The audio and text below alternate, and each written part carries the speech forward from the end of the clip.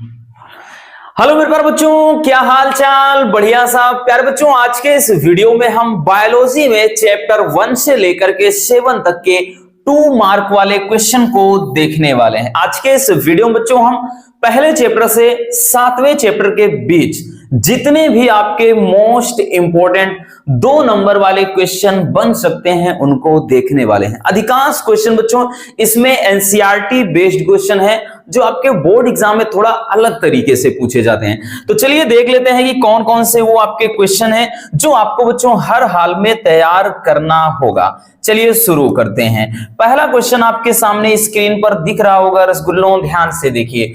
बोल रहा है कि मांसल फल किसे कहते हैं और इनके महत्व का उल्लेख कीजिए।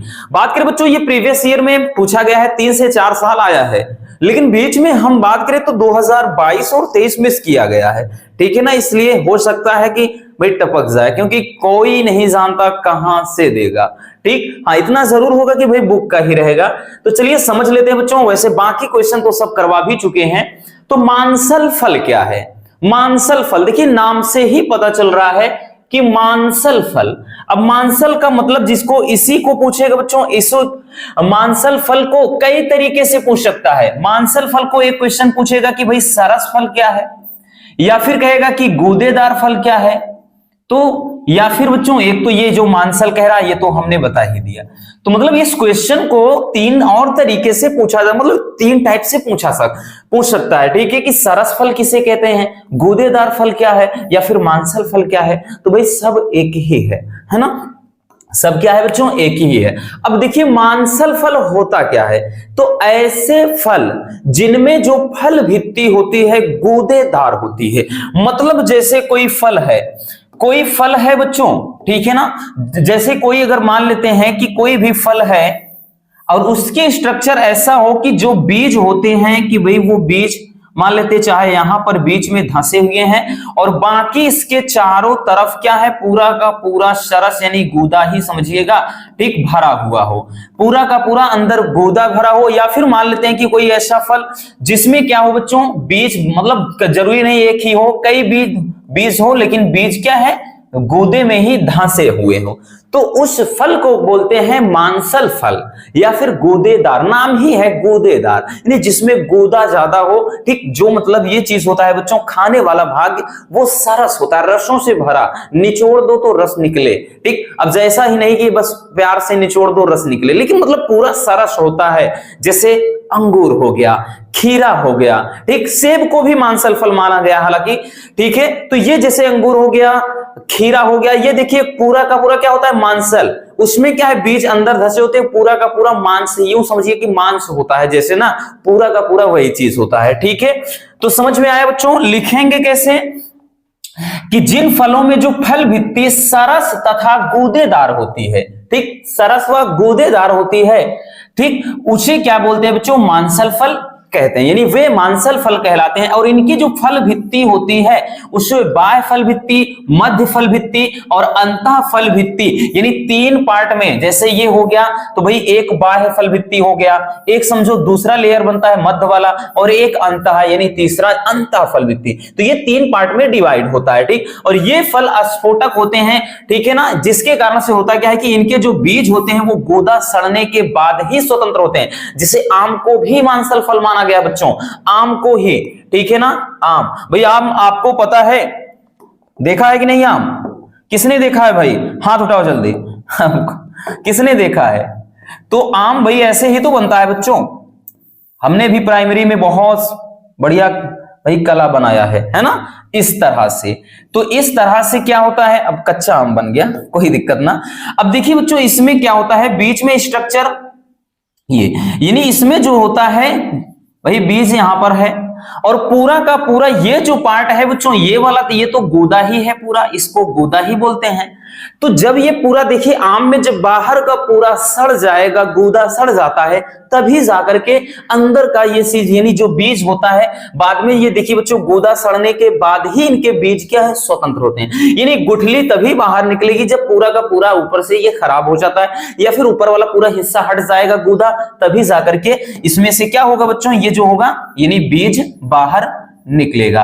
ठीक है ना, तो ये चीज होता है। समझ में आ गया मांसल फल क्या है? ऐसा फल जिसमें फल भित्ति, ये जो बीच वाला पार्ट है, गूदेदार हो, सरस हो, मतलब रसों से भरा हुआ है एकदम, ठीक जैसे मांस की तरह होता है ना कि पूरा का पूरा गूदा, वो होता है सरस फल या फिर मांसल फल। क्लियर? चलिए जल्दी इसको स्क्रीनशॉट कर लीजिए।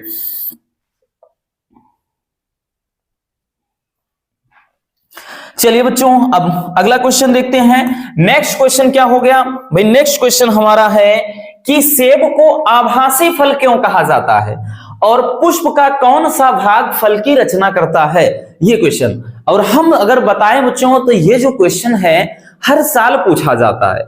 अब इसके पूछने का तरीका बड़ा अलग अलग होता है। इसी को बोलेगा कि सेब को मिथ्या फल क्यों कहते हैं, सेब को असत्य फल क्यों कहते हैं, सेब को झूठा फल किसे क्यों कहते हैं। तो यहां से जरूरी नहीं केवल ऐसे आए, अब चाहे आभासी शब्द बोल दे बच्चों, क्या बोल दे कि भाई चाहे आभासी आ जाए, या फिर झूठा बोल दे, या फिर असत्य कह दे। ठीक है, झूठा फल बोल दे, आभासी फल बोल दे, असत्य, या फिर मिथ्या शब्द बोल दे। ठीक, क्या बोल दे कि मिथ्या। तो ये जो होता है ये सबके सब क्या है? एक ही है, इसलिए कंफ्यूज मत होना। 2023 में तो पूछ लिया था सत्य और असत्य फल में अंतर लिखिए। ठीक है ना, एक में पूछा था कि मतलब सच फल और झूठा फल क्या है। ठीक है ना, तो सत्य फल और झूठा फल वही चीज। ठीक, तो इस तरीके से भी पूछ सकता है। अब चलिए समझ लेते हैं थोड़ा कि सत्य फल क्या होता है। इसको समझने से पहले कुछ समझना बच्चों कि सत्य फल क्या होता है और असत्य फल क्या होता है। असत्य या आभासी या झूठा, यही वाला है। ठीक, देखिए सत्य फल में होता क्या है, सत्य फल असत्य फल के दोनों के बारे में डिटेल्स बस बढ़िया से समझ लीजिए कि जो सत्य फल होता है बच्चों, इसमें निषेचन के बाद फल का निर्माण होता है। इसको पहले भी एक्सप्लेन किया है। निषेचन के बाद क्या हो जाएगा बच्चों, इसमें निषेचन के बाद क्या होता है, अंडाशय से फल बनता है, यानी अंडाशय का परिपक्व भाग ही फल बनाता है। तो अंडाशय से क्या बनता है बच्चों, अंडाशय से फल का निर्माण हो जाता है। ठीक है ना, यानी अंडाशय से फल बनेगा, किसमें? सत्य फल। तो ऐसा फल जिसमें निषेचन के बाद अंडाशय से फल का निर्माण होता है वो फल कहलाता है सत्य फल। अब दूसरा है असत्य फल या झूठा फल या आभासी फल या मिथ्या फल, अभी हम जो बोला। ठीक, तो इसमें क्या होता है बच्चों, इसमें क्या है कि भाई बिना मतलब ये इसमें क्या होता है कि निषेचन के बिना, ठीक है ना, इसमें क्या होता है कि मतलब निषेचन नहीं, मतलब ऐसा फल जिसमें इसमें क्या होता है कि जो फल का निर्माण होता है बच्चों, इसमें जो फल का निर्माण होता है वो अंडाशय से ना होकर के, ठीक, वो अंडाशय से ना होकर के जो किससे निर्माण होता है, तो भाई अंडाशय से ना होकर के ये जो फल बनता है वो पुष्प के मतलब पुष्प का जो अन्य भाग होता है, जैसे भाई पुष्पासन हो सकता है, पुष्पासन हो सकता है इसमें। ठीक, क्या हो सकता है? पुष्पासन।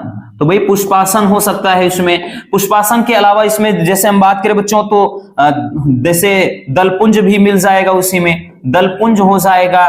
ठीक है ना, तो ये सब मिल करके क्या है, फल बनाते हैं, तब वो फल कहलाता है आभासी फल। क्लियर हो गया? सत्य फल क्या? ऐसा फल जिसमें निषेचन के बाद अंडाशय से फल का निर्माण होता है, तो वो क्या हो जाता है बच्चों, सत्य फल। या निषेचन वगैरह कुछ भी ना याद रखिए, बस माइंड में ये चीज रखिए। तो ऐसा फल बच्चों, कौन सा फल कि भाई जिसका निर्माण अंडाशय के परिपक्व भाग से होता है वो सत्य फल। असत्य फल ऐसा फल जिसका निर्माण अंडाशय से ना होकर के पुष्प के अन्य भाग जैसे पुष्पासन, दलपुंज, इन सब से होता है, तो वो होता है असत्य फल। अब चलिए क्वेश्चन हमारा था कि भाई सेब को आभासी फल क्यों कहते हैं। तो बच्चों सेब में जो फल का विकास होता है, फल का विकास अंडाशय से ना होकर, आ गया ना, अंडाशय से ना होकर पुष्प के किसी अन्य भाग, ठीक जैसे पुष्पासन हो गया, से होता है, इसलिए सेब को आभासी फल कहते हैं। सेब में बच्चों जो पुष्पासन होता है ये फल का मुख्य खाने योग्य भाग बनाता है। ठीक है, यानी जो सेब का निर्माण होता है, अगर हम बात करें जो सेब बनता है बच्चों, ठीक, जो सेब बनता है ऐसे तो बनता है ना, अब ये मत कहिएगा दिल बना रहे हैं सर जी, नहीं, तो ऐसे ही होता है ना, इस तरह से, मतलब ऐसे, ठीक, ऐसे, है ना, थोड़ा बहुत तो कलाकारी जानते हैं भाई, थोड़ी बहुत तो कला हमें भी आती है बच्चों। ठीक है, ऐसे तो ऐसे, तो यहां पर बीच वाला पार्ट, तो अगर हम देखें तो भाई क्या होता है, अगर हम देखें तो इसमें जो ये कटा हुआ मान लेते हैं भाग है, कटा हुआ भाग है, तो ये जो पूरा का पूरा भाग होता है, ये पूरा भाग जो विकसित होता है वो कौन सा भाग होता है, तो ये पुष्पासन वाला ही भाग होता है। ठीक है ना, पुष्पासन यानी पुष्प के जो नीचे घुंडी नुमा संरचना होती है वही पुष्पासन कहलाता है, यानी जिस पर फूल का आसन हो पुष्पासन। तो वो पुष्पासन ही जब फूल कर बड़ा हो जाता है वो बना देता है क्या, जैसे ये देख सकते हैं कि एक फल बना जाए। तो भाई जो सेब है, ये सेब आभासी फल क्यों कहलाता है, क्योंकि इसमें फल का निर्माण अंडाशय से ना होकर के पुष्प के अन्य भाग से हो जाता है। क्लियर, चलिए जल्दी से इसको भी छाप लीजिए।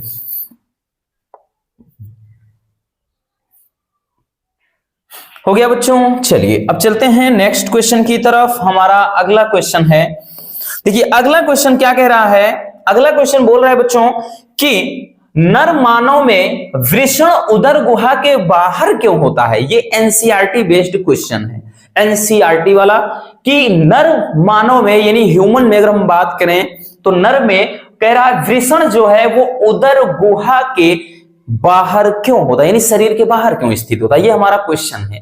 ठीक है, क्या रीजन है, तो इसको बच्चों अगर नर जनन तंत्र वाला पूरा सचित्र वर्णन जो हमने करवाया था, अगर आपने वीडियो देखा होगा ना तो ये आपको पहले से भी पता होगा, है ना, नहीं भी पता है डोंट वरी, बताएंगे ना। देखिए बच्चों होता क्या है कि जो नर मतलब जो होते हैं कि ह्यूमंस में मतलब नर में जो स्पर्म का निर्माण होता है, ध्यान से समझिएगा इस टॉपिक को, बेहद इंपॉर्टेंट है बच्चों। ठीक, नर के अंदर, नर में जो स्पर्म का निर्माण होता है, इसमें बच्चों जो स्पर्म का निर्माण होता है, तो स्पर्म यानी शुक्राणु के बनने के लिए कम तापमान की जरूरत होती है। ठीक, इसको कम ताप चाहिए, जबकि हमारे बॉडी का टेम्परेचर थोड़ा ज्यादा होता है, तो शुक्राणु बनने के लिए इसे कम तापमान की जरूरत होती है। कम तापमान का मतलब जो शरीर से बच्चों 2 से 3 अंश सेल्सियस कम ताप ही चाहिए। ठीक, इतना कम ताप ही चाहिए होगा। तो भाई जब शरीर का ताप अगर इससे 1-2 अंश सेल्सियस ज्यादा होता है, इसका मतलब शरीर के अंदर शुक्राणु सरवाइव नहीं कर पाएंगे, यानी रह ही नहीं पाएंगे, मर जाएंगे। तो बस सीधा सा लॉजिक हो गया बच्चों कि शुक्राणु के निर्माण के लिए भाई कम तापमान की जरूरत होती है, जबकि हमारे बॉडी का टेम्परेचर थोड़ा ज्यादा होता है। ठीक, और शुक्राणु को क्या होना चाहिए भाई, शुक्राणु को सरवाइव करने के लिए यानी बनने के लिए, ठीक, क्या होना चाहिए, शरीर से भाई इसका 2 से 3 अंश सेल्सियस तापमान कम होना चाहिए। यही कारण है कि शुक्राणु जो वृषण होता है वो हमारे बॉडी से बाहर एक थैलीनुमा संरचना में बंद होता है, जिसको अपन बोलते हैं वृषण कोश। ठीक है ना, जैसे ये देख रहे हैं भाई, ये क्या है, ये पूरा इतना, यही तो कहलाता है भाई क्या चीज, वृषण कोश। तो ये वृषण कोश हो जाता है।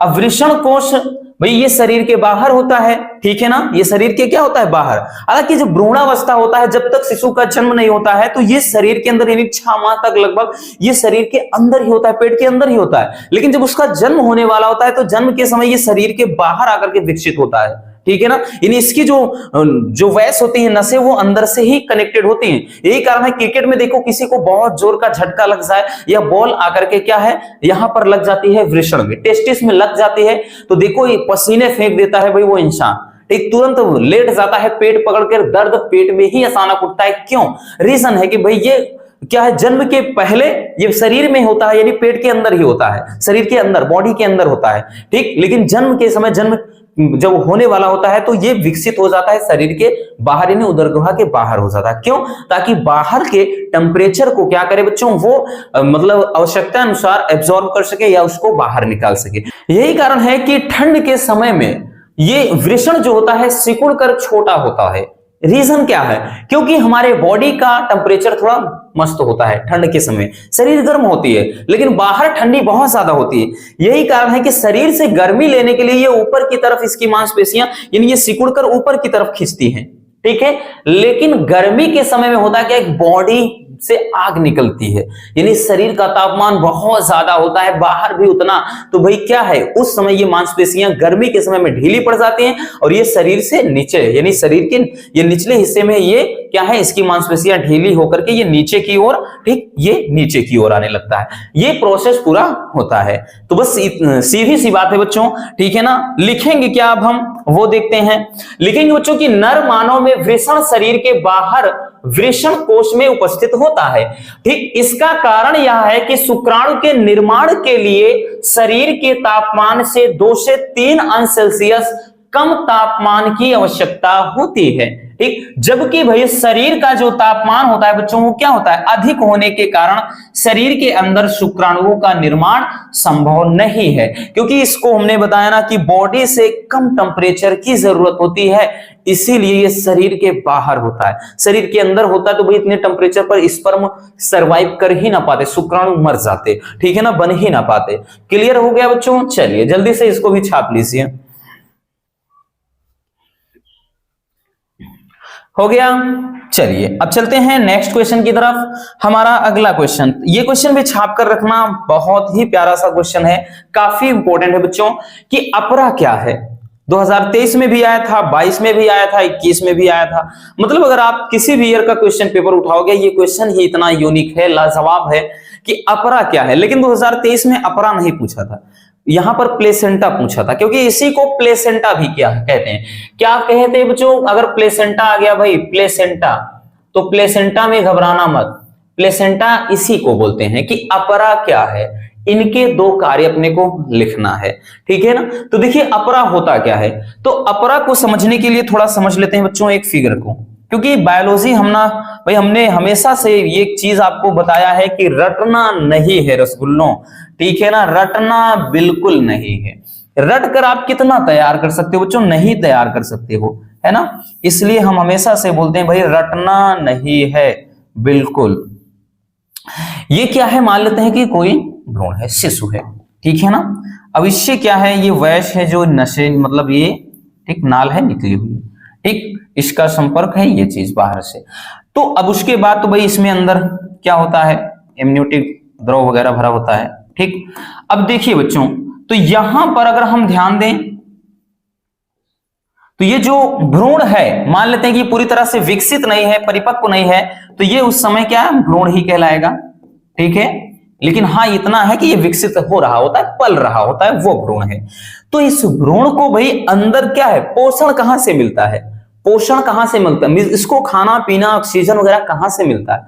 जब कोई क्या है, भ्रूण एम्ब्रियो पल रहा होता है, ठीक है ना, यूट्रस में, गर्भाशय में जब कोई बच्चा पल रहा होता है, ठीक है, तो उसको पोषण कहां से मिलता है, ये हमारे माइंड में क्वेश्चन होता है।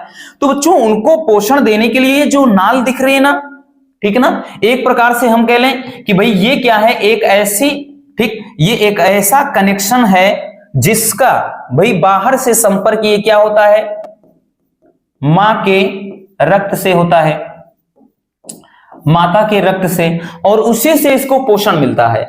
तो बच्चों प्लेसेंटा या अपरा क्या होता है, तो ये प्लेसेंटा जो अपरा है वह संरचना होती है, ध्यान से सुनिएगा, प्लेसेंटा या फिर अपरा कह लें, वह संरचना होती है जिसके द्वारा क्या होता है, भ्रूण को पोषण मिलता है, भ्रूण को पोषण मिलता है। अब भाई भ्रूण को तो ऐसा है नहीं कि मां के पेट में जो जाएगा बस वो दाल चावल उसके मुंह में निवाला चला जाएगा, नहीं, क्योंकि उस समय वो विकसित थोड़ी ना होता है पूरी तरह से।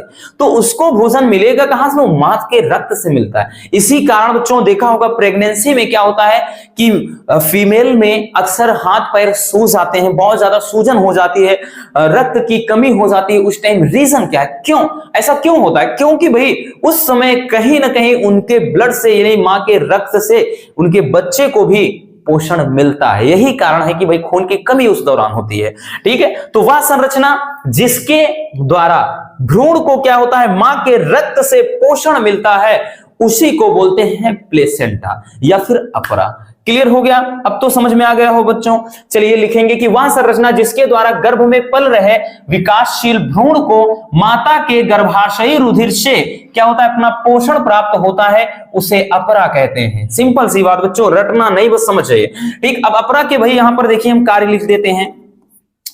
अपरा के कार्य क्या है बच्चों, तो अपरा के कार्य में समझिएगा, एक मिनट। अपरा के कार्य में पहला है कि इसके द्वारा विकसित होते भ्रूण को भाई पोषण और ऑक्सीजन प्राप्त होता है। पहला पोषण, जो भी भोजन है उसके लिए वो मिलता है। दूसरा ऑक्सीजन भी उसको सप्लाई होती है।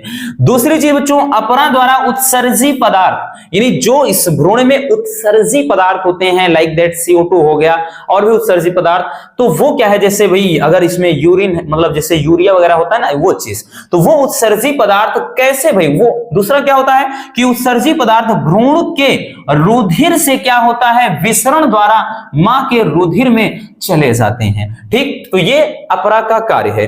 अपरा के द्वारा बच्चे को भोजन मिलता है।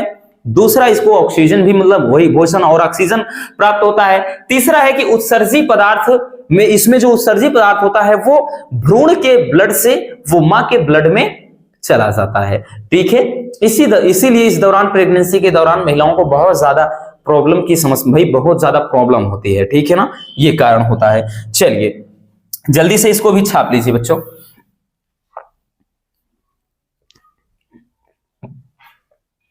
हो गया। चलिए अब चलते हैं नेक्स्ट क्वेश्चन पर। अगला क्वेश्चन देखिएगा।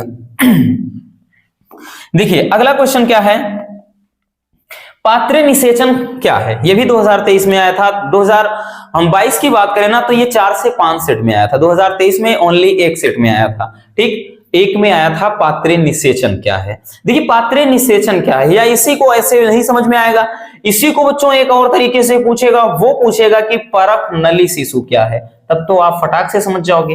परख नली, ठीक, परख नली शिशु। अब परख नली शिशु भी नहीं पता है, तब भी इसको एक और तरीके से पूछता है, वो पूछता है IVF। इसको तो सब पता होगा भाई, ये तो सबको पता होगा। IVF तकनीक क्या है, in vitro fertilization. In vitro fertilization यानी IVF तकनीक क्या है, या फिर बोलेगा परख नली शिशु क्या है, या फिर बच्चों पात्रे निषेचन क्या है। तो 2 नंबर वाला क्वेश्चन है, जितना है उतना ही लिखना है ना। बाकी इसको अगर हम बात करें तो लॉन्ग में यानी 3 नंबर वाले में भी पूछा जाता है, लेकिन भाई यहां पर थोड़ा सा लिखेंगे नंबर के हिसाब से। भाई जितना नंबर का है तो उसी अकॉर्डिंग लिखेंगे ना। अब देखिए होता क्या है, तो बच्चों देखिए जनरली होता है क्या कि एक है सहायक जनन प्रौद्योगिकी, ठीक, ART जिसको शॉर्ट में कहा जाता है। ठीक है ना, ART सहायक जनन प्रौद्योगिकी होता है। ये एक ऐसी टेक्नोलॉजी है जिसके द्वारा बंध, या फिर कह लें कि मतलब ऐसे दंपति जिनको संतान होती ही नहीं है, उनको संतान उपलब्ध कराया जाता है इस तकनीक द्वारा। इसमें बहुत सारी विधियां हैं, जिसमें से एक विधि ये भी है पात्रे निषेचन। ठीक है ना, या फिर इसे कहते हैं परख नली शिशु। ठीक है, तो ये कब होती है, तो हमने बताया कि जब कोई महिला, जब किसी मादा में गर्भ धारण ना हो, ध्यान समझना, गर्भ धारण ना हो, गर्भ धारण ना हो अर्थात गर्भ ठहरता ही ना हो, सीधी सी बात। ठीक, या फिर भाई नर में क्या हो, या फिर नर में हम कह लें कि उनमें शुक्राणु की संख्या में कमी हो, शुक्राणु कम हो, तब ये प्रॉब्लम होता है कि भाई या तो देखिए किसी महिला में अगर गर्भ नहीं ठहर रहा है, ठीक, तब ये कारण हो सकता है कि भाई वो बच्चे को जन्म ना दे। या तो एक रीजन हो सकता है कि भाई मेल के अंदर कोई कमी है, उनके अंदर क्या है, स्पर्म ना बन रहा हो ज्यादा, जितनी चाहिए, जितना जरूरत है। तो ऐसे केसेस में उनको संतान का सुख कहां से मिलेगा, तो उसी में से एक विधि है पात्रे निषेचन। अब पात्रे निषेचन के अंदर करते क्या है बच्चों, तो पात्रे निषेचन के अंदर इसमें एक परख नली में, ठीक, इसमें करते क्या है बच्चों, तो एक परख नली में, एक परख नली में बच्चों, इसमें एक परख नली में शुक्राणु और अंडाणु को, इस परख नली के अंदर इसमें क्या करते हैं, शुक्राणु और अंडाणु को यहां पर निषेचित कराया जाता है। शुक्राणु और अंडाणु को निषेचित कराया जाता है। ठीक है, निषेचित कराया जाता है। अब यहां पर बच्चों ये जब इसमें निषेचन होता है तो उसके लिए ताप कितना रखते हैं, तो मतलब ताप इतना रखते हैं कि भाई जितने तापमान पर ये शरीर में प्रक्रिया होती है, यानी शरीर के ताप के, ठीक है ना, शरीर के ताप के बराबर, उतना मतलब एटमॉस्फेयर जनरेट करते हैं लैब में। अब समझिए पूरा लॉजिक क्या होता है। इसमें करते क्या है कि पुरुष के शुक्राणु, ठीक, इसमें क्या करते हैं कि भाई पुरुष के शुक्राणु, मान लेते हैं कि भाई यहां से क्या है, पुरुष के शुक्राणु को, तो पुरुष का शुक्राणु लेते हैं, ठीक, तो पुरुष का शुक्राणु, और उसके बाद दूसरा होता है कि महिला के अंडाणु, तो महिला का अंडाणु होता है। ठीक, इसमें क्या होता है दूसरा, महिला का अंडाणु, पुरुष का शुक्राणु और महिला का अंडाणु, दोनों को लेकर के ही तो बच्चों इसमें क्या करते हैं, निषेचित कराते हैं। यानी पुरुष के शुक्राणु और महिला के अंडाणु को लेकर के जितना शरीर का तापमान होता है, यानी जितने तापमान पर निषेचन की प्रक्रिया बॉडी के अंदर होती है, उतने ही टेम्परेचर पर लैब में, उतने ही टेम्परेचर पर बच्चों लैब में क्या करते हैं, परख नली में, लैब में एक परख नली के अंदर शुक्राणु और अंडाणु को निषेचित कराया जाता है। यानी यहां पर क्या है, यहां पर होती है निषेचन की प्रक्रिया, निषेचित कराया जाता है। अब जब निषेचन हो जाएगा तो इस यहां पर भाई निषेचन के बाद बनेगा क्या, एम्ब्रियो, भ्रूण बनेगा। उस भ्रूण को फिर से निकालकर यानी महिला के यूट्रस, गर्भाशय में फिर से स्थापित कर देंगे और वहां पर उस बच्चे का विकास एक नॉर्मल बेबी की तरह, एकदम नॉर्मल भ्रूण की तरह होता है। ठीक है, तो ये पूरी प्रक्रिया होती है पात्रे निषेचन। क्लियर हो गया? चलिए लिखेंगे बच्चों कि यह निषेचन की एक ऐसी विधि है जिसमें मादा के शरीर के बाहर मानक परिस्थितियों में, मानक का मतलब जितने में होना चाहिए निषेचन, ठीक, मानक परिस्थितियों में प्रयोगशाला में शुक्राणुओं तथा अंडाणुओं को कृत्रिम तरीके से, कृत्रिम का मतलब यही चीज है भाई, क्योंकि नेचुरल थोड़ी ना हो रही, कृत्रिम तरीके से परख नली में निषेचित कराया जाता है। ठीक है, और यह तकनीक उन दंपतियों द्वारा प्रयोग में लाई जाती है या प्रयोग की जाती है बच्चों जिनमें या तो स्त्री में गर्भ नहीं ठहरता या फिर बच्चों पुरुष के वीर्य में शुक्राणुओं की क्या हो, कम संख्या हो, तब जाकर के ये टेक्नोलॉजी, मतलब ये टेक्नोलॉजी क्या होती है, प्रयोग में लाई जाती है। तो समझ में आ गया बच्चों कि पात्र निषेचन क्या है। पात्र का मतलब ही होता है बर्तन, तो समझ लेना कि भाई क्या है, शुक्राणु और अंडाणु को निकल लेकर एक परख नली में जब मिलाकर निषेचन करवा दिया जाए तो वो होता है पात्र निषेचन। कई बार इसको बता भी चुके हैं इस क्वेश्चन को, अगर आपको याद हो। क्लियर? चलिए स्क्रीनशॉट कर लीजिए।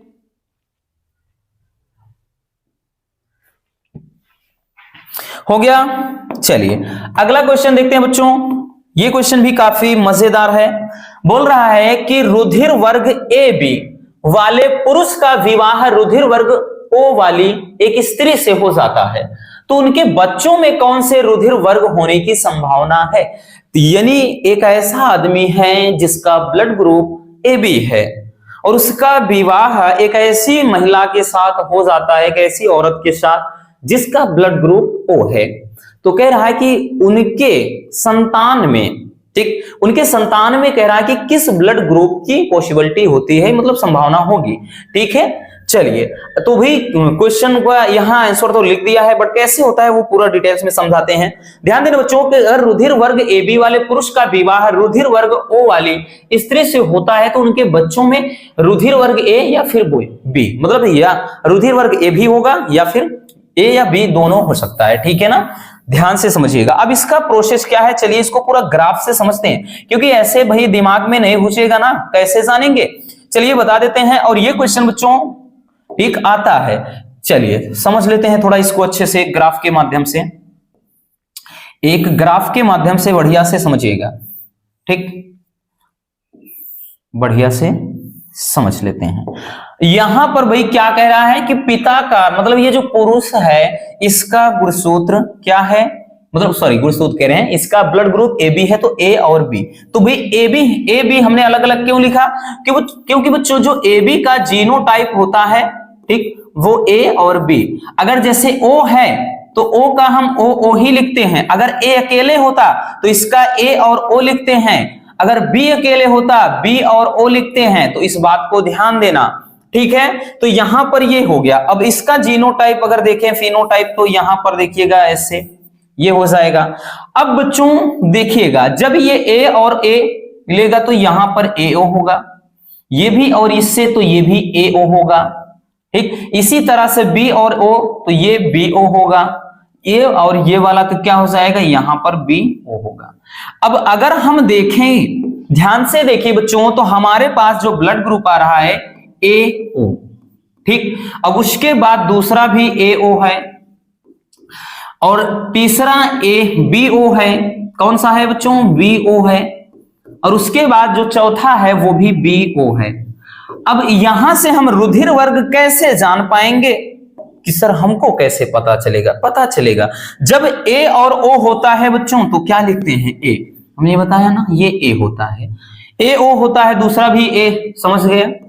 अब उसके बाद जब बी और ओ आता है, देख सकते हैं, तो ये ब्लड ग्रुप बी, तो यहां पर बी हो गया और ये भी बी हो गया। मतलब ये हो गया बच्चों, जो संतानें होंगी उनकी संतानों में 50%, ठीक, यानी 50% ए ब्लड ग्रुप वाले होंगे और 50% बी ब्लड ग्रुप वाले होंगे। तो उनमें होगा क्या बच्चों? ब्लड ग्रुप कौन सा होगा? ए या फिर बी, ठीक है ना, ए या बी। तो किस तरह से होता है ये हमने समझ लिया। क्लियर हो गया बच्चों? तो इस तरीके से क्या है, इसको बहुत ही सिंपल तरीके से एक ब्लड ग्रुप अब तो आप समझ जाएंगे। अब चाहे जो पूछ ले, अब यहां पर ए अकेले दे दे तो आप ए और ओ मान लोगे, बी अकेले उसका दे दे तो यहां बी और ओ लिखोगे, इस तरह से, समझ गए ना? तो ये चीज है बच्चों, इस तरह से हम ब्लड ग्रुप बहुत ही सिंपल तरीके से निकाल सकते हैं। क्लियर हो गया? चलिए स्क्रीनशॉट कर लीजिए।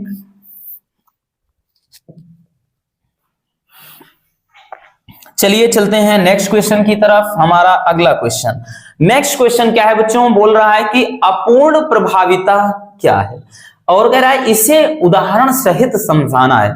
देखिए नाम में ही बहुत कुछ रखा होता है, हम हमेशा से बोलते हैं अपूर्ण प्रभाविता। प्रभाविता में तो बताया बच्चों कि जब क्या होता है, एक लक्षण दूसरे लक्षण पर पूरी तरह से हावी हो जाए, देन वो होता है प्रभाविता।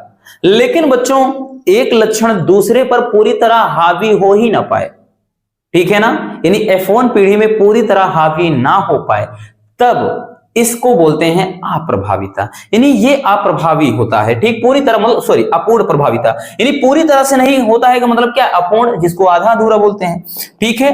तो यहां पर कह रहा है अपूर्ण प्रभाविता क्या है, तो लिखेंगे बच्चों, दो विपरीत प्रकार के लक्षण में क्रॉस कराने पर, अब चाहे पेड़ पौधे भी हो सकते हैं, जीव जंतु भी, उनमें विपरीत लक्षण होना चाहिए, तो विपरीत लक्षण वाले में क्रॉस कराते हैं बच्चों, तो F1 पीढ़ी में कोई भी लक्षण पूर्णतया प्रभावी नहीं होता है, तो इसे अपूर्ण प्रभाविता कहते हैं। मतलब जैसे एक गुला बांस के, ठीक, एक गुला बांस, जैसे में एक गुला बांस का पुष्प, ठीक, गुला बांस, इस पर एक्सपेरिमेंट किया गया, जैसे गुला बांस का एक पौधा है, मतलब पुष्प है, गुला बांस के लाल पुष्प, इसमें किया क्या गया भाई, एक लाल पुष्प वाला ले लिया गया, ठीक, लाल पुष्प, और उसके बाद भाई सफेद पुष्प, क्या हुआ बच्चों, सफेद पुष्प के बीच में क्रॉस कराया गया।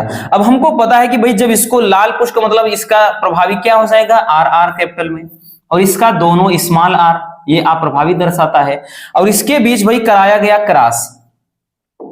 तो जो पहली पीढ़ी होगी बच्चों, जो F1 पीढ़ी होगी, F1 पीढ़ी में, एक मिनट, जो पहली पीढ़ी होगी उसको अपन बोलेंगे F1 पीढ़ी।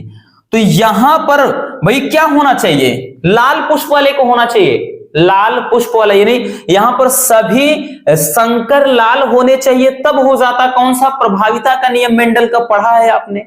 लेकिन जैसे यहां पर ना तो लाल हो ना सफेद वाला है, इनके बीच वाला कोई रंग आ जाए, कौन सा रंग, जैसे ये भाई गुलाबी, ठीक, गुलाबी रंग का कोई पुष्प हो जाए, यानी इसका हम बात करें तो भाई ये एक आर, एक मिनट, इसका आर और इसका आर, तो ये गुलाबी हो जाए किसमें, F1 पीढ़ी में, F1 पीढ़ी में, तो यही कहलाता है बच्चों क्या, अपूर्ण प्रभाविता। मतलब ना तो पूरी तरह से लाल यहां पर प्रभावी हो पाता है, ना इसमें से कोई लक्षण, ठीक, इनके मध्यवर्ती बीच वाला लक्षण आ जाए गुलाबी, तो हो जाता है वो अपूर्ण प्रभाविता। जब इसमें स्वपरागण कराते हैं भाई, जब इसमें कराएंगे स्वपरागण, जब इसमें स्वपरागण कराएंगे बच्चों, फिर से स्वपरागण, ठीक, या स्वनिषेचन जैसे होता है, तो इसमें क्या है, अब की बार तो भाई इसमें सभी आ जाएंगे, सभी का मतलब इसमें अब की बार लाल, गुलाबी, और उसके बाद यहां पर सफेद भी आ जाएंगे। तो अब की बार क्या हो जाएगा बच्चों,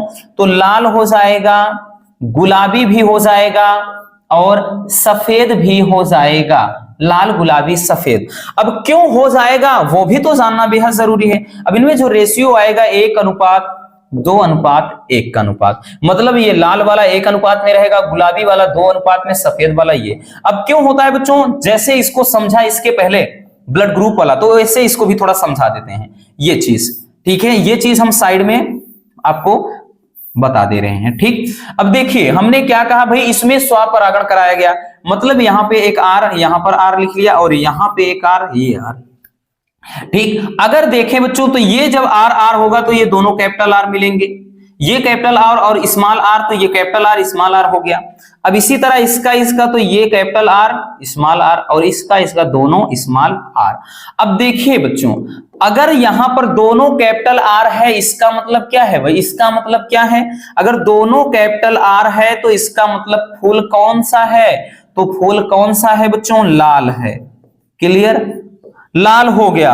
अब उसके बाद अगर ये चीज ध्यान देना, आर आर आया है, ठीक, आर आर देखिए 2 बार आया है, तो कैपिटल आर स्मॉल आर, ये कैपिटल आर स्मॉल आर किसको बता रहा है भाई, ये गुलाबी को बता रहा है, तो इसका मतलब जो हो जाएगा ये फूल गुलाबी हो जाएगा, ठीक, ये गुलाबी हो जाएगा। और उसके बाद एक चीज, ये दोनों स्मॉल आर है, अब दोनों स्मॉल आर का मतलब बच्चों सफेद रंग वाला फूल, तो ये कौन सा हो जाएगा, सफेद हो जाएगा। तो अनुपात देख रहे हैं ना भाई, 2 अनुपात में गुलाबी वाला है, 1 अनुपात में लाल है, और 1 ही अनुपात में सफेद वाला है। तो ये किस तरीके से आया बच्चों, ये भी समझना बेहद जरूरी है। चलिए इसको यहां पर भाई हम इसको समझा दे रहे हैं, ये चीज है, आप इसको भी समझ लेना, ठीक। तो ये होता है अपूर्ण प्रभाविता। अपूर्ण प्रभाविता में अनुपात पूछ ले बच्चों, बहुविकल्पी में आता है तो 1:2:1, ठीक है। बस इतना जानना कि जब 2 विपरीत वाले लक्षण वाले पौधों में संकरण कराया जाए तो F1 पीढ़ी में, ठीक, कोई भी पूरी तरह से प्रभावी ना हो पाए, यानी उनके बीच वाला कोई लक्षण हो जाए। भाई लाल और सफेद में होना चाहिए था संकर लाल, लेकिन गुलाबी हो गया। अब जब गुलाबी में जब हम कैपिटल आर स्मॉल आर दोनों लक्षण मिले हैं, अब इन दोनों में फिर से जब स्वपरागण कराते हैं तो देख सकते हैं लाल गुलाबी सफेद 3 प्रकार के, यानी तीनों लक्षण वाले ये देखें निकल आए हैं, जिनमें भाई ये कैसे तीनों निकले यहां पर हमने बता दिया, जैसे ब्लड ग्रुप में समझाया था, ठीक है। चलिए बच्चों इसको भी जल्दी से स्क्रीनशॉट कर लीजिए।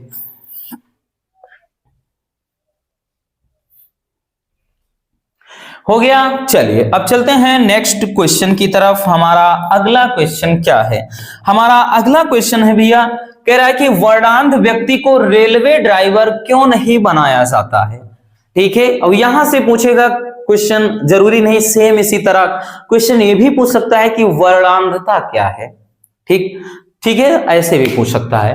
तो देखिए बच्चों, ये वर्णांध व्यक्ति को रेलवे ड्राइवर क्यों नहीं बनाते हैं, तो वर्णांधता जो रोग होता है, अगर हम बात करें बच्चों किसके बारे में, वर्णांधता में, तो ये वर्णांधता नाम ही है। देखिए बायोलॉजी में हमने बताया ना, बस शब्दों की गहराई को समझिए। वर्ड का मतलब कलर का, अंधता का मतलब अंधा होना, कलर ब्लाइंड जिसको अंग्रेजी में बोलते हैं, क्या बोलते हैं, कलर ब्लाइंड, कलर के बारे में ही क्या है, ब्लाइंड है। तो वर्णांधता एक ऐसी बीमारी, एक ऐसा रोग है, ठीक, एक ऐसा रोग है बच्चों जिसमें व्यक्ति कुछ विशेष रंगों में पहचान नहीं कर पाता है, खासतौर पे लाल और हरा में, लाल और हरे रंग में, ठीक, लाल और हरे में क्या है, उस व्यक्ति को कोई अंतर ही नहीं पता चलता, कोई अंतर नहीं पता होता, ठीक। उसमें क्या होता है कि वर्णांधता में क्या होता है कि व्यक्ति को लाल व हरे रंग में कोई अंतर ही नहीं पता चलता है। और वर्णांधता की बात करें बच्चों तो ये एक ऐसा रोग है, अगर पूछ लिया जाए कभी कभार तो भाई वर्णांधता, तो ये बच्चों एक्स सहलग्न रोग है, सहलग्न, एक्स सहलग्न, यानी इनके जीन एक्स गुणसूत्र पर जाकर के बैठ जाते हैं, तो ये एक एक्स सहलग्न रोग है। अब इसी में एक्स सहलग्न रोग एक और भी है, उसको भी बताएंगे, पहले इसको समझ लीजिए।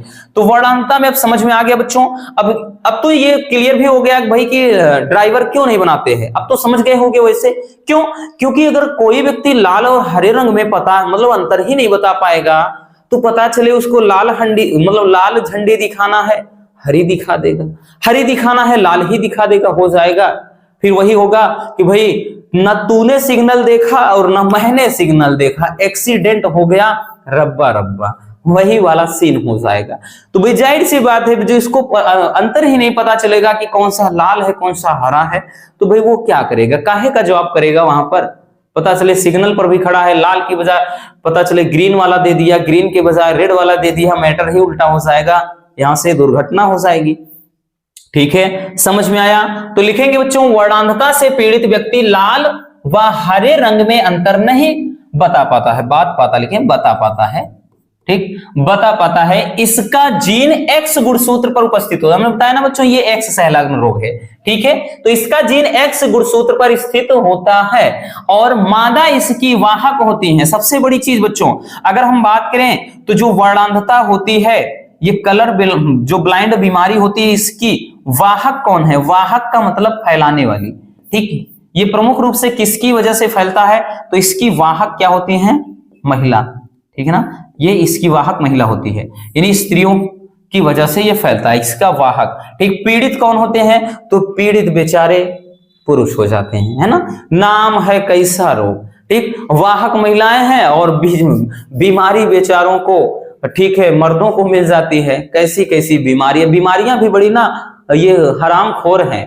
ठीक, ये ऐसी बीमारियां हैं ना कि जानबूझकर ऐसे ही आदमी बेचारे आदमी को जकड़ते हैं।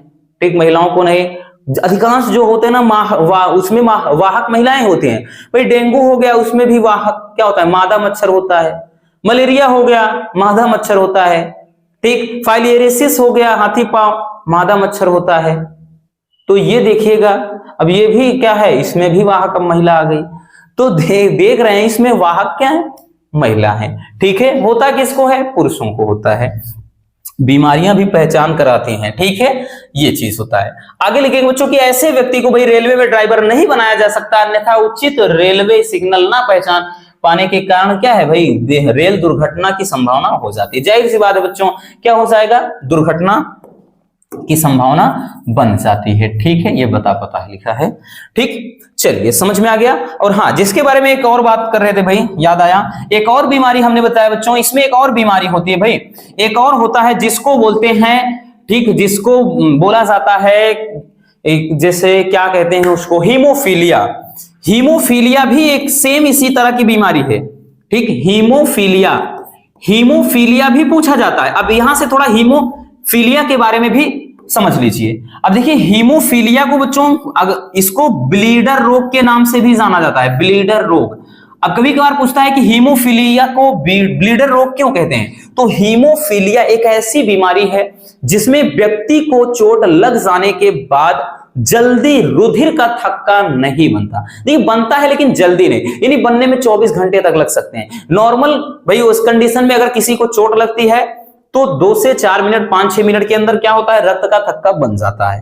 ठीक है, तो चोट वो ठीक हो जाती है, उसमें ब्लड क्लोटिंग हो जाता है। लेकिन अगर किसी के अंदर रक्त का थक्का ही नहीं बनेगा तो भाई ब्लड बंद ही नहीं होगा, और ब्लड बंद ही नहीं होगा तो जाहिर सी बात है कि ब्लड निकलने की वजह से वो उसकी मौत हो जाएगी।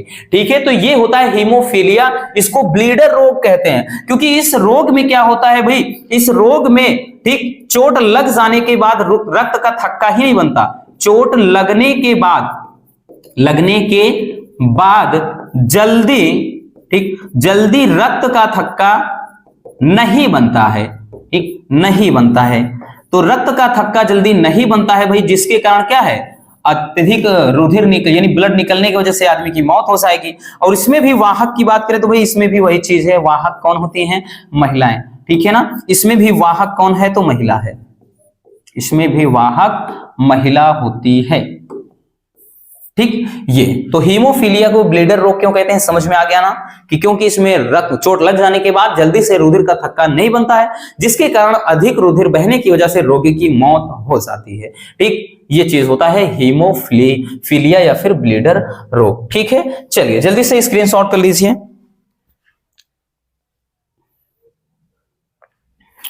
हो गया, चलिए अब चलते हैं बच्चों नेक्स्ट क्वेश्चन पर। चलिए देखते हैं रसगुल्लों, अगला क्वेश्चन बोल रहा है कि डीएनए अणु की संरचना में 4 गैप का नियम क्या है। ये भी बच्चों बहुत ही प्यारा सा क्वेश्चन है। 4 गैप का नियम किसे कहते हैं, मतलब क्या होता है 4 गैप का नियम। देखिए बच्चों, 4 गैप का जो नियम है ये डीएनए के स्ट्रक्चर से संबंधित 4 गैप नामक वैज्ञानिक ने दिया था। ठीक। और इन्होंने क्या बताया, चार गैफ का जो नियम कहता है वो ये कहता है कि डीएनए अणु में जो प्यूरिन होता है, प्यूरिन व पिरिमिडीन क्षार समान मात्रा में होते हैं। यानी जो प्यूरिन की मात्रा होती है, समझिएगा बच्चों, जो प्यूरिन होता है वो पिरिमिडीन के बराबर होता है। ठीक, पिरिमिडीन, प्यूरिन जो होता है बच्चों वो पिरिमिडीन के बराबर होता है। अब प्यूरिन में होता क्या है, तो भाई प्यूरिन में मतलब यहां ध्यान समझिएगा, इसमें होता है बच्चों एडेनिन प्लस ग्वानिन, ये प्यूरिन होता है। और पिरिमिडीन में होता है साइटोसिन प्लस थाइमिन। ठीक, ये चीज होता है। ये पिरिमिड मतलब जो प्यूरिन होता है वो पिरिमिडीन के बराबर होता है भाई। तो ये कौन बता रहा है, चार गाफ या चार गैफ कहेगा। चार गाफ भी पूछ सकता है, चार गैफ भी पूछ सकता है। ठीक है, पहली चीज। अब दूसरी चीज इन्होंने ये बताया कि डीएनए में एडेनिन की आणविक मात्रा थायमीन के बराबर होती है। यानी जो एडेनिन होता है वो थायमीन के बराबर होता है। ठीक है, एडेनिन थायमीन के बराबर होता है बच्चों। और उसके बाद जो ग्वानिन होता है, वो ग्वानिन जो होता है वो साइटोसिन के बराबर। तो साइटोसिन की जो मात्रा है ग्वानिन के बराबर, तो जो ग्वानिन है वो साइटोसिन के बराबर होता है। ठीक है, ये चीज। अब उसके बाद तीसरी चीज बच्चों कि डीएनए में क्षार अनुपात प्रत्येक जाति के लिए विशिष्ट होता है और उस जाति के सभी सदस्यों में समान होता है।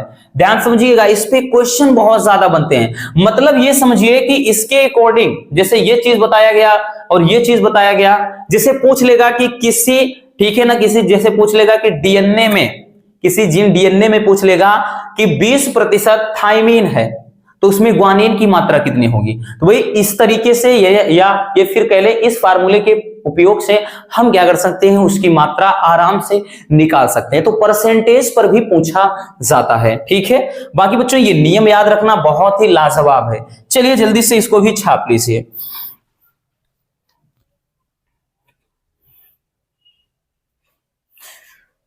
हो गया। चलिए अब चलते हैं नेक्स्ट क्वेश्चन, अगला क्वेश्चन।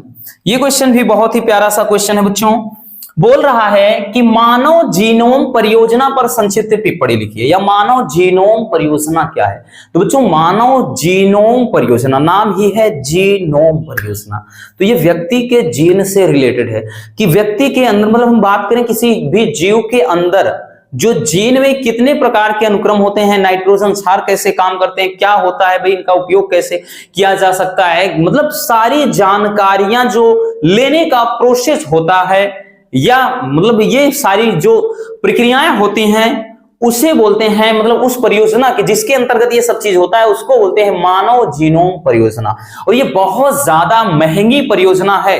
ठीक, इसके लिए इतना ज्यादा खर्च लगता है कि कोई भाई सोच भी नहीं सकता है। लिखेंगे कि मानव जीनोम परियोजना एक बड़ी स्तर की परियोजना है जिसके अंतर्गत मनुष्य के जीनोम में उपस्थित समस्त जीनों की पहचान की जाती है। और मानव जीनोम में देखिएगा क्षार कितने होते हैं, तो 3 × 10⁹ क्षार युग्म होते हैं। अब भाई 3 × 10⁹ यानी इतने जीरो लगा दो तो समझ सकते हो कितना लाखों करोड़ों अरबों खरबों में जाओगे आप। इतने क्या होते हैं मानव जीनोम में, इतने क्षार युग्म यानी इतने जोड़े होते हैं क्षार के। ठीक, और प्रत्येक क्षार पहचानने के लिए यानी इतने होते हैं, और एक क्षार को पहचानने के लिए बच्चों, एक क्षार की पहचान करने के लिए, एक क्षार की पहचान करने के लिए भाई $3 का खर्चा आता है। ठीक है ना, $3 का खर्चा आता है, यानी 3 अमेरिकी डॉलर खर्च होते हैं। ठीक, समझ लेना बच्चों, 3 अमेरिकी डॉलर का खर्च आता है एक क्षार युग्म की पहचान करने के लिए। ठीक है, तो यहां पर वही चीज है कि मानव जीन कहा गया भाई कि हाँ प्रत्येक क्षार पहचानने के लिए 3 अमेरिकी डॉलर का खर्च आता है। इस प्रकार संपूर्ण योजना, ये जो संपूर्ण परियोजना होती है बच्चों, इस पर लगभग यहां पर देख सकते हैं कि $9 मिलियन खर्च होते हैं। मतलब अगर 9 मिलियन, भाई 1 मिलियन में होता क्या है, 1 मिलियन का मतलब 10 लाख, इस तरह से 9 मिलियन का समझ सकते हैं। मतलब इतना डॉलर की बात हो, रुपया की नहीं, इतना डॉलर रुपया में कन्वर्ट करोगे तो पता ही नहीं कितना। ठीक, ये इतनी महंगी परियोजना है। और अगर हम बात करें बच्चों इसके बारे में, नॉलेज इतना आसान नहीं है। अगर लगातार इस पर काम किया जाए, डेली हजारों पन्ने पढ़े जाएं इसके बारे में, तो यह माना जाता है कि इसे पूरा करने में भाई इस परियोजना को पूरा करने में लगभग 13 वर्ष का समय चला जाएगा। ठीक, इतनी ज्यादा महंगी परियोजना है, ठीक है ना, ये मानव जीनोम परियोजना। ठीक, समझ में आया? चलिए ठीक है, बहुत ज्यादा डिफिकल्ट नहीं है बच्चों, बहुत ही सिंपल तरीके से लिखा हमने ताकि आपको याद हो जाए। स्क्रीनशॉट कर लीजिए इसको भी।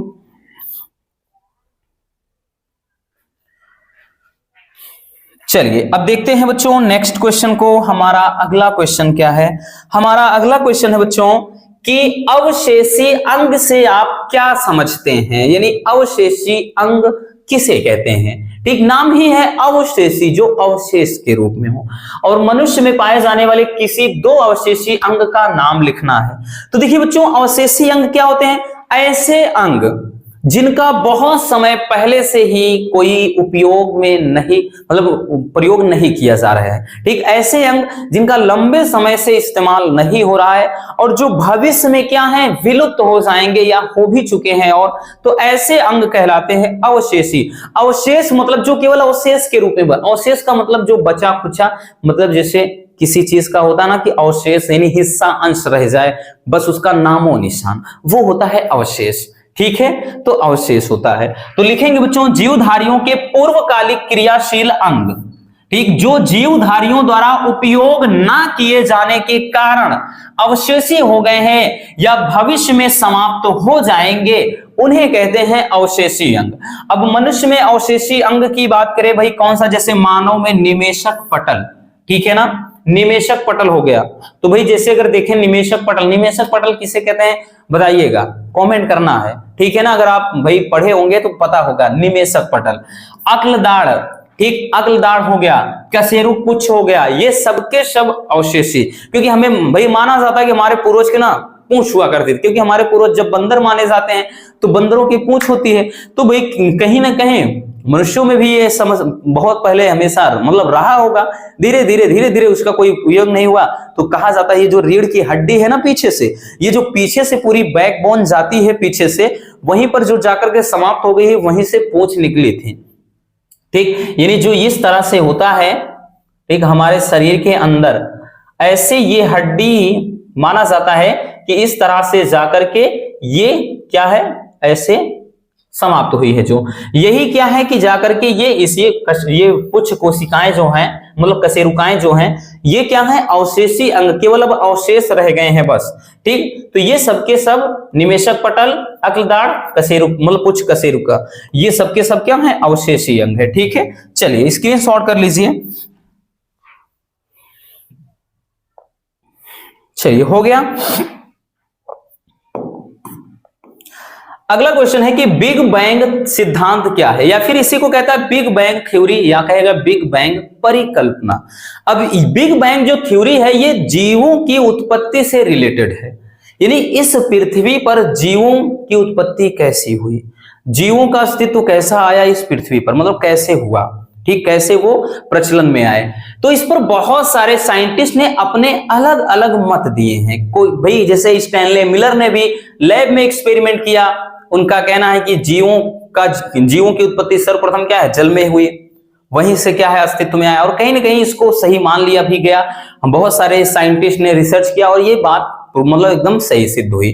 तो वहीं पर जो सृष्टिवाद कहता है, वो कहता है कि इस पृथ्वी पर जीवों की उत्पत्ति जो ब्रह्मा, यानी इस यूनिवर्स के निर्माता ब्रह्मा जी हैं, ब्रह्मा से हुई।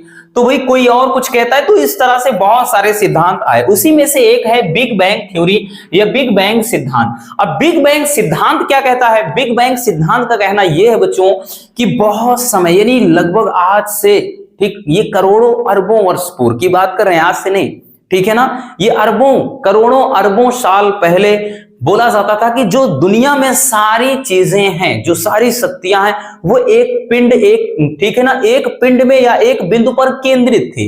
उसके बाद हुआ क्या, एक ऐसा प्रलय हुआ, एक ऐसा प्रलय आया जिससे उसका पूरा बिखराव हुआ, ठीक है। और माना जाता है कि उस समय फिर हुआ क्या, पृथ्वी का टेम्परेचर, यानी पृथ्वी आग जैसे उबलता हुआ एकदम आग का गोला थी।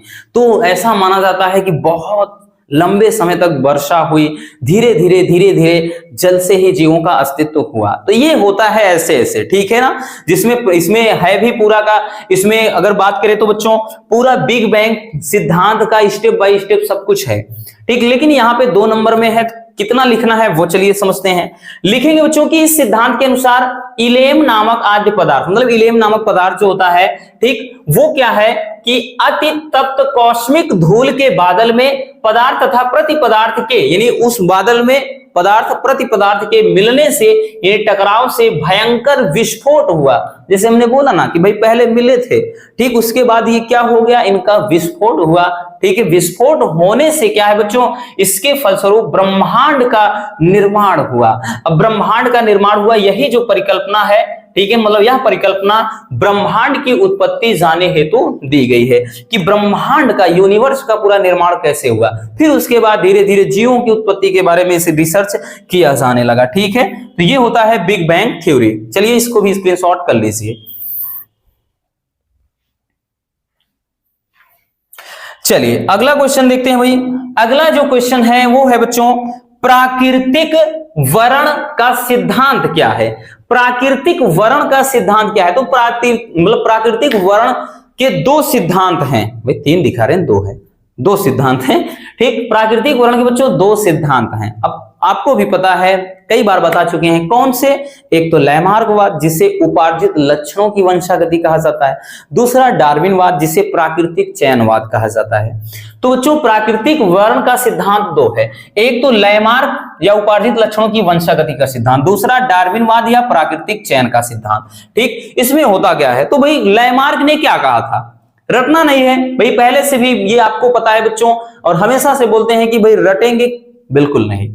देखिए लैमार्क ये बोलता है कि, लैमार्क का कहना है कि इस पृथ्वी पर पाए जाने वाले जीवों में, ठीक है ना, पाए जाने वाले जीवों में होता क्या है, तो उनके अंदर जो भी लक्षण होते हैं, यानी जो भी उपार्जित लक्षण होते हैं, वही आने वाले संतानों में भी रहते हैं। और वो लक्षण मिलते कहां हैं, तो भाई इस प्रकृति से उसको लक्षण मिलते हैं, और वही लक्षण उनके संतानों में भी चलते हैं, और धीरे धीरे से एक नई जातियां बन जाती हैं। किसने कहा, तो ये कहा लैमार्क जी ने, ठीक। और डार्विन ने क्या कहा, तो भाई डार्विन ने कहा कि इस धरती पर जितने भी जीव जंतु हैं, पेड़ पौधे हैं, उनकी संख्या जब बढ़ती है तो उनके बीच संघर्ष होता है, बोले तो स्पर्धा या कंपटीशन होता है, ठीक। और उसके बाद उस संघर्ष में, उस स्पर्धा में जो जीव अपने आप को प्रकृति के अनुसार ढाल लेता है वही बचा रह जाता है, बाकी खत्म हो जाते हैं। अभी देखा होगा भाई, कोई भी है ना, गवर्नमेंट जॉब निकल रही है ना, वैकेंसीज निकल रही हैं, एक सीट के पीछे न जाने कितने बच्चे लगे हैं,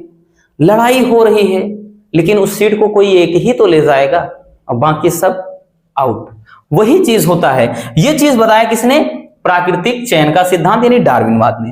तो लिखेंगे बच्चों, लैमार्क में लिखेंगे किस तरह से, कि लैमार्क के अनुसार प्रत्येक जीव अपने जीवन काल में जिस वातावरण में रहता है उसके प्रभाव से अनेक लक्षण उपार्जित करता है, यानी जिस वातावरण में रहेगा उसी के अनुसार उसको वहां पर लक्षण मिलते हैं, ठीक है। और यही उपार्जित लक्षण उनकी संतानों में भी पहुंच जाता है तथा धीरे धीरे एक नई जाति बन जाती है। हालांकि इनका गलत भी था, जरूरी नहीं भाई कि कोई काला है, ठीक है, मान लेते कि कोई गोरा इंसान है, चला गया ऐसे क्षेत्र में जहां पर रहा, उसके बाद धूप से वो काला हो गया, तो जरूरी थोड़ी ना है कि उसके बच्चे भी काले काले पैदा होंगे, ऐसा कहीं नहीं लिखा है, ऐसा होगा ही नहीं बच्चों। क्योंकि भाई गोरा काला होना ये जरूरी नहीं कि भाई उसके बस वो केवल इस क्षेत्र में चला गया काला हो गया, अब बच्चे काले होंगे, फिर गोरे स्थान पे चला गया गोरे होंगे, नहीं। इसका जेनेटिक से भाई जीन से क्या लेना देना, इसका गुणसूत्र से क्या लेना देना है, इसलिए इनका नियम ये गलत था। इनके अनुसार यही था भाई किसी का अंग कट गया है तो बच्चे में भी पता चले हाथ कटा होना चाहिए, ठीक है। तो ये चीज जैसे पहले भी पूरा बताया था कि लोहार का भाई अगर दाहिने हाथ से काम कर रहा है, मजबूत है, तो बच्चों में भी होना चाहिए। इस हिसाब से फिर डॉक्टर का बेटा डॉक्टर होना चाहिए, ठीक, इंजीनियर का बेटा इंजीनियर होना चाहिए, क्रिकेटर का बेटा क्रिकेटर होना चाहिए, लेकिन नहीं होता है ना, तो ये गलत था। दूसरा नियम क्या है, तो भाई इसमें है कि डार्विनवाद के अनुसार जनसंख्या बढ़ने पर पादपों यानी जो पेड़ पौधे होते हैं तथा जंतुओं में संघर्ष होता है तथा प्रकृति द्वारा योग्यतम का चयन होता है, यानी प्रकृति उसी का चयन करेगी जो अपने आप को सरवाइव कर पाता है वहां पर, ठीक है ना। प्रकृति के अनुसार जो अपने आप को बदल लेगा वही जिंदा रहेगा, बाकी नष्ट हो जाते हैं, ठीक। चलिए जल्दी स्क्रीनशॉट कर लीजिए।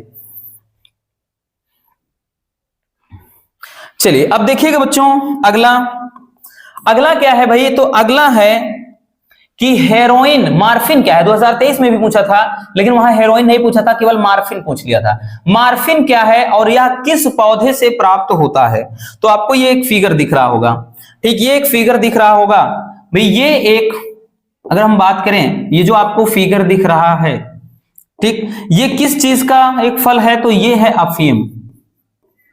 किसका बच्चों, अफीम का, ठीक।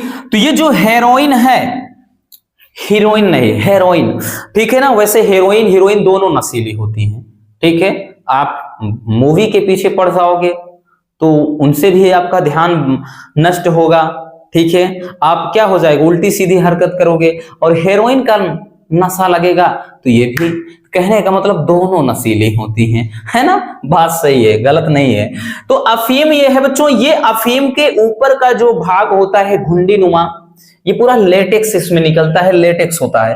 तो ये जो होता है इसमें देखिए ये दूध निकल रहे हैं, इसके दूध से अगर हम बात करें तो न्यूक्लियर रिएक्टर यानी परमाणु भट्टी में भी इसका प्रयोग होता है, परमाणु बम बनाने के लिए। लेकिन ये बहुत ही घातक खतरनाक होता है, ठीक। और भारत सरकार ने भाई इसको परमिशन, ये भारत सरकार द्वारा परमिशन नहीं मिली है, यानी कोई इसकी खेती नहीं कर सकता अफीम।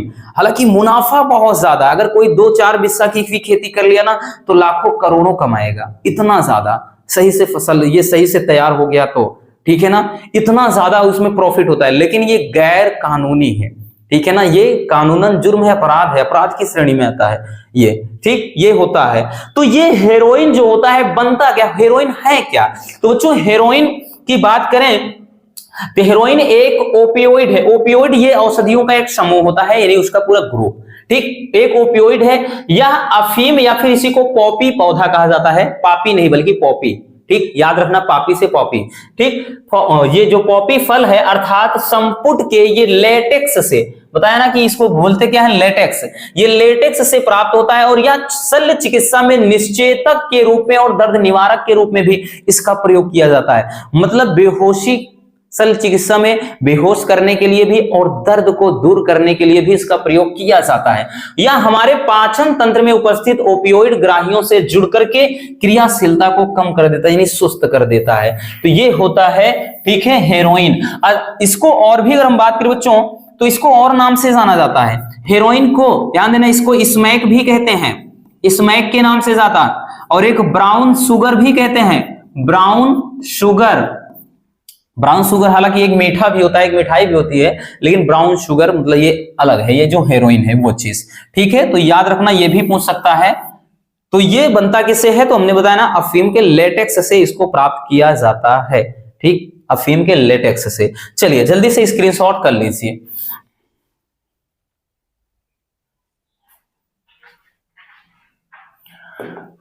चलिए बच्चों अगला है हेपेटाइटिस, ठीक। हेपेटाइटिस या पीलिया रोग क्या है, ठीक। हेपेटाइटिस जिसको इसको कहीं कहीं पे बच्चों ये हेपे ना लिख के हीपेटाइटिस भी लिखा रहता है। तो ये हीपेटाइटिस या हेपेटाइटिस होता क्या है, या फिर पीलिया कह ले बच्चों, दोनों में चाहे जो, ठीक है ना, दोनों नाम लिया जा सकता है। और यह मतलब यह क्या होता है, ठीक, क्या नहीं बल्कि कैसे होता है होना चाहिए, ठीक है। यहां पर ये क्या ना होकर के कैसे होता है, समझ लेना बच्चों, कैसे होता है। देखिए बच्चों हेपेटाइटिस की बात करें जो पीलिया, तो पीलिया ये इसका सबसे प्रमुख कारण होता है, ठीक, दूषित जल और भोजन, दूषित जल और भोजन। तो हेपेटाइटिस एक गंभीर रोग है जिसे पीलिया भी कहा जाता है, और यह विभिन्न प्रकार के विषाणुओं द्वारा यकृत में क्या होता है, ये फैलता है, ठीक। जो भोजन मतलब देखिए ये हो ना कि भाई जो भोजन वह गंदे जल द्वारा शरीर में संचरित होता है, मतलब दूषित भोजन और दूषित जल के द्वारा ये फैलता है। इसमें होता क्या है कि यकृत में सूजन आने के कारण यकृत का आकार बढ़ जाता है, ठीक। जो लीवर होता है वो नॉर्मल जो स्टेज होता है नॉर्मल कंडीशन से ज्यादा ये फूलकर बड़ा हो जाता है, तो उसमें ऐसा लगे भाई पानी भर गया है, तो ऐसा फील होता है। ठीक है, बाकी बात करें बच्चों, यह 5 प्रकार का होता है, यानी hepatitis A, hepatitis B, hepatitis C और हेपेटाइटिस डी और हेपेटाइटिस ए।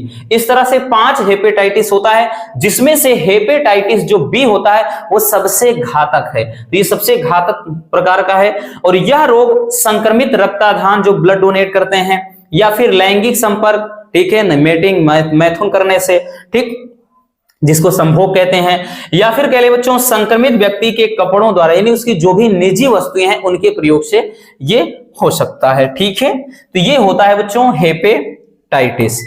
ठीक, तो यहां पर ओ भाई कैसे, इतना है कि कैसे होता है। ठीक, चलिए जल्दी से इसको भी स्क्रीनशॉट कर लीजिए। हो गया बच्चों, तो आई होप आज की ये वीडियो बहुत ही शानदार लगी होगी। अगर वीडियो पसंद आई हो तो बच्चों इस मेहनत के लिए एक लाइक तो जरूर कर देना, इतना आपके लिए भाई कुछ करते हैं तो लाइक तो बनता है।